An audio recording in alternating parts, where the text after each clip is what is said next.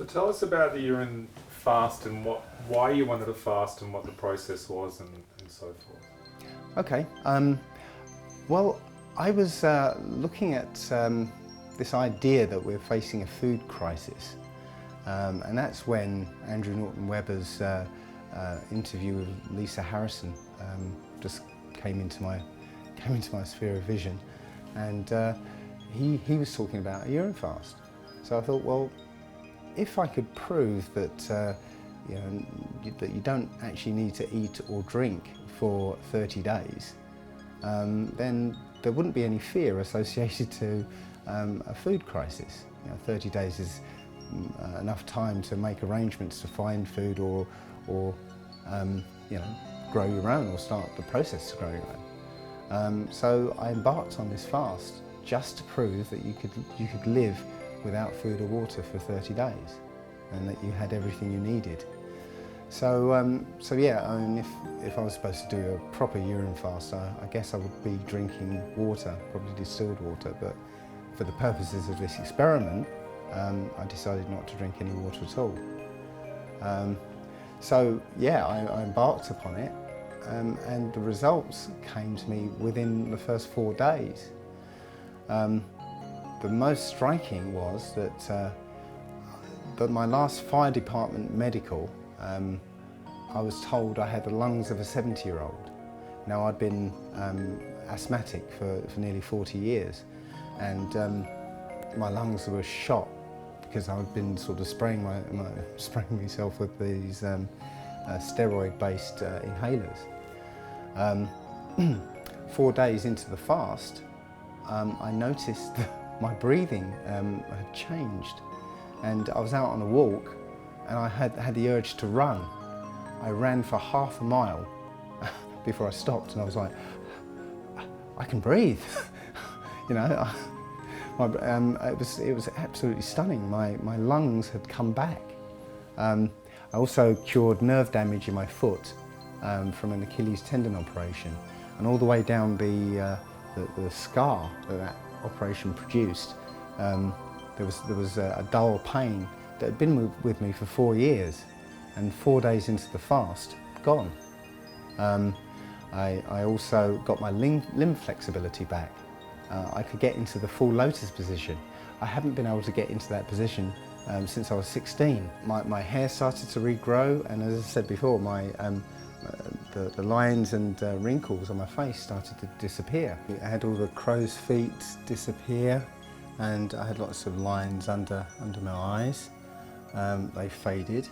Had some very deep sort of troughs going across my forehead, but they've turned into kind of fine lines now.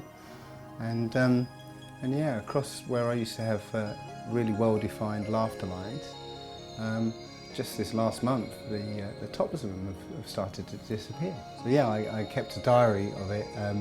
So every day I'd like, sort of talk about what was actually going on with my body. I lost a whole lot of weight. I didn't weigh myself beforehand because I wasn't expecting to lose any weight.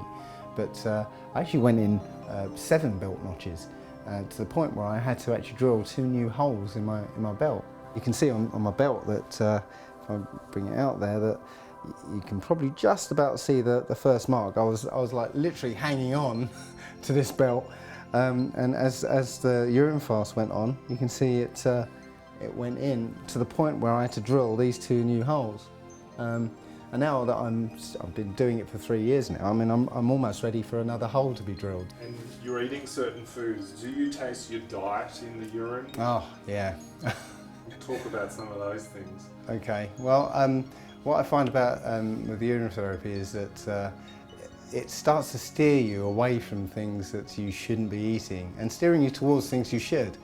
I found with me, beer is one thing I can't drink anymore, because you find a direct correlation.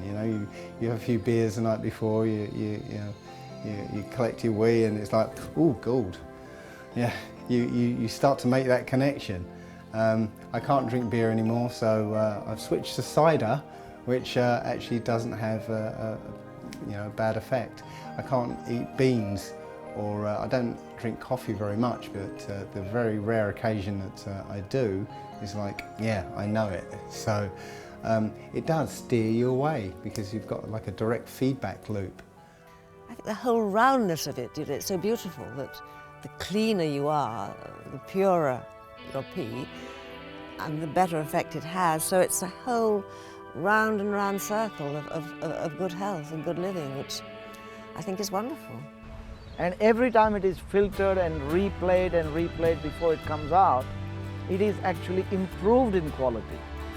And their logic is when we drink Shivambu, you actually are making the body refilter it, rejig it, refilter it, rejig it, and stimulating the body in some way, shape or form to get a better product. Just one time through, science even says that urine is more sterile than distilled water. But when you are urine fasting, you are taking that same water and looping it over and over and over and over again. And so it becomes distilled off the charts. Have you ever experienced the softness and the purity and the clarity that your own water can get to? And so I do these fasts where I do get very hungry. I've done some just on water and pea. And then I often do water, pea and grapes. And what's so beautiful is, of course, by the time you finished your fast, you hold up a glass of pure water and you hold up a glass of your pea, and you can't tell the difference. Your pea is turned to water, pure water, and that's a lovely feeling that you're cleansed through. These days I just drink it neat and still warm, which actually feels more natural. There is a way of drinking it where you don't have to experience any taste or smell, and the way I do it, if I feel like it, is I have a glass of water or freshly squeezed juice standing by. I take a couple of deep breaths, hold my breath, and then drink it down. And while still holding my breath, just have a couple of mouthfuls of the water or juice. And that way, you cut out the smell part by holding your breath, and then when you take a few mouthfuls, you take away any taste.